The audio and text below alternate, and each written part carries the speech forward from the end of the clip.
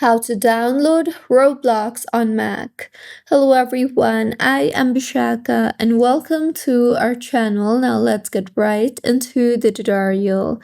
Firstly, go ahead and open App Store on your device and tap on the search bar and search for Roblox.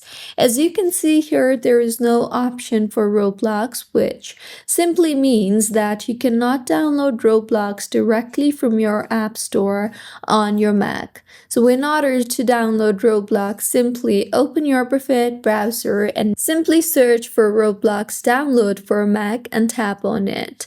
Further, tap on the very first link that appears which says Roblox download.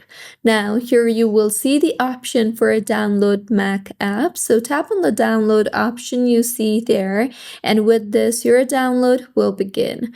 Wait for the download to complete, and once completed, open the folder that you just downloaded and go back to your home page.